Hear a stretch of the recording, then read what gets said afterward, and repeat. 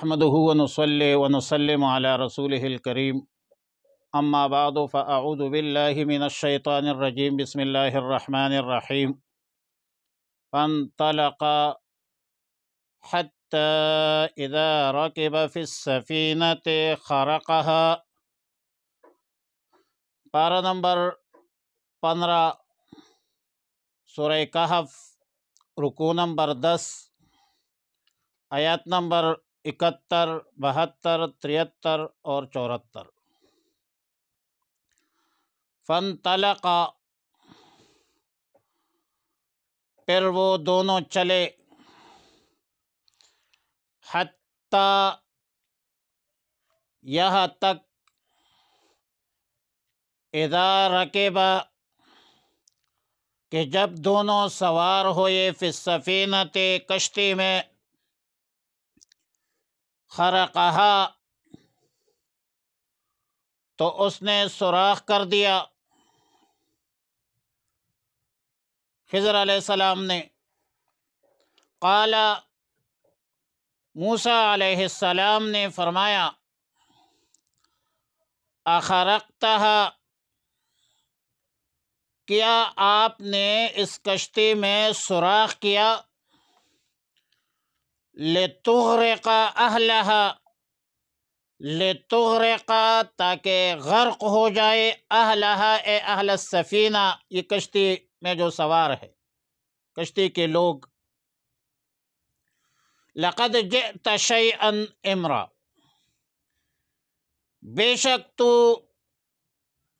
لایا ہے ایک بات، امرن، ثقلن، باری۔ خضر علیہ السلام نے فرمایا، قال الم اقل، قال الم اقل، کیا میں نے نہیں کہا تھا کہ انکا لن تستطیع معی صبرا، کہ بے شک آپ ہرگز نہیں کر سکے گا میرے ساتھ صبر۔ سیدنا موسیٰ علیہ السلام نے فرمایا، قال لا تؤاخذنی، میرا مواخذہ نہ کر، بما نسیت، اس میں جو میں بھول گیا ہوں، ولا ترہقنی، اور مجھ پر نہ ڈال دیجئے، من امری، میرے معاملے میں، عسرا، مشکل، سختی۔ فانطلقا، پھر وہ دونوں چلے، حتیٰ اذا لقی غلاما، یہاں تک کہ وہ ملے ایک لڑکے سے، فقتلہ، تو اس کو قتل کر دیا حضرت خضر علیہ السلام نے۔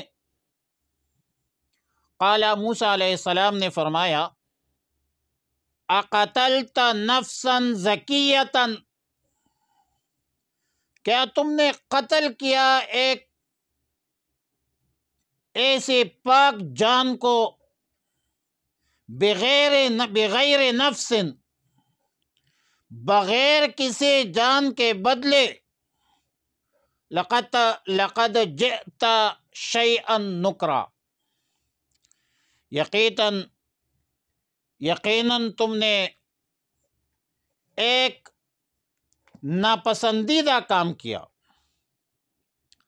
آیات مذکورہ، آیات نمبر 71 میں فرمایا، فانطلقا، تثنیہ کا صیغہ ہے، اور مطلب یہ ہے کہ یہ دونوں، یعنی حضرت موسیٰ علیہ السلام اور حضرت خضر علیہ السلام، دونوں چل پڑے، اور دونوں سمندر کے کنارے پہنچ گئے، جہاں پر جو ملاح ہے، ملاح، کشتیبان، وہ کشتیوں کے ذریعے سمندر کے ایک کنارے سے دوسرے کنارے تک لوگوں کو پہنچایا کرتے تھے، اس کی یہ مزدوری تھی۔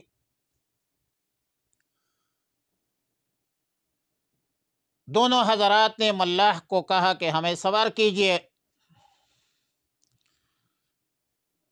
تو ایک ملاح نے حضرت خضر علیہ السلام کو پہچان لیا،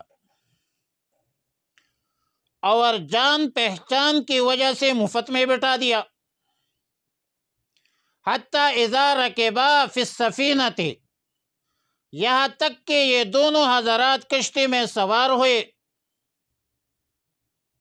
لیکن جب کشتی میں سوار ہوئے تو سیدنا خضر علیہ السلام نے کشتی کے ایک تختہ کو اکاڑ دیا، اور بخاری شریف کی روایت میں ہے کہ کلہاڑی سے، فاس سے تختہ نکال دیا۔ اب ظاہر ہے کہ موسیٰ علیہ السلام علوم ظاہریہ کا ماہر ہے، اور اس اساس پر اس نے اعتراض کیا۔ شرح ظاہر تگوری شرح ظاہر کو دیکھتا ہے، اعتراض یہ کیا کہ آپ نے اس کشتی میں شگاف کیوں کیا؟ ایک تو اس نے ہمیں مفت میں بٹھا دیا، اور دوسری بات یہ ہے کہ کشتی میں شگاف کر کے کیا، اس سے تو کشتی بھی ڈوب سکتی ہے، اور کشتی میں جتنی بھی لوگ سوار ہیں وہ سب غرق ہو سکتے ہیں۔ اہل علم فرماتے ہیں کہ یہ جگہ اندلس قرطبہ کا شہر تھا، اور بعض کہتے ہیں کہ جہاں ملاقات ہوئی ہے یہ فارس اور روم کا سمندر تھا جو لگے ملے ہوئے ہے، مجمع البحرین وہ ہے۔ اور اس وقت قرطبہ کا جو بادشاہ تھا ہدد تھا، اور مولانا اشرف علی تھانوی رحمۃ اللہ علیہ نے بیان القرآن میں جلندی ابن کرکر لکھا ہے، لتغرق اہلہا میں لام جو ہے عاقبت کے لیے ہے، اور اہلہا میں ہا ضمیر راجع ہے کشتی کو، سفینہ کو مؤنث ہے۔ یہاں پر حضرت موسیٰ علیہ السلام کا سوال، اعتراض حضرت خضر علیہ السلام کی نیت پر نہیں تھا، اس کی نیت پر حملہ مقصود نہیں تھا۔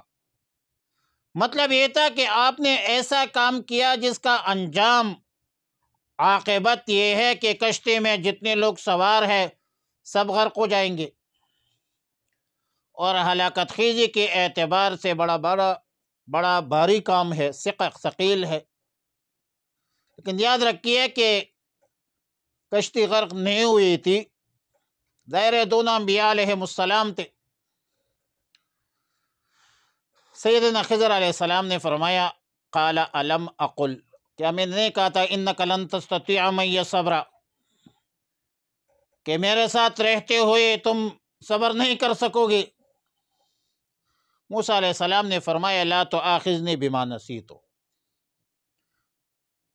میرے بھول جانے سے آپ میرا مواخذہ مت کیجیے، میرے معاملے میں مجھ پر تنگی اور سختی مت ڈال دیجیے۔ پھر اس کے بعد فانطلق حتی اذا لقی غلاما فقتلہ،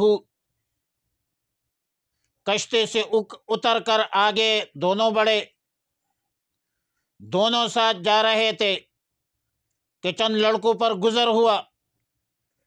حضرت خضر علیہ السلام نے ایک لڑکے کو پکڑ کر، بلکہ اس کو سر سے پکڑ کر اس کی کھوپڑی نکال دی، دیوار پر ماری، جان نہیں نکلی تو ذبح کیا۔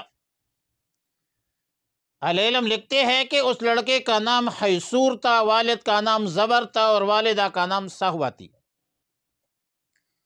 سیدنا موسیٰ علیہ السلام نے دوسری مرتبہ پھر اعتراض کیا کہ تم نے ایک پاکیزہ جان کو قتل کیا، جس نے کسی انسان کو قتل بھی نہیں کیا تھا، ایک بے گناہ تھا، ایک معصوم بچہ تھا، ابھی تک مکلف بھی نہیں تھا، سن بلوغ تک بھی نہیں پہنچا تھا،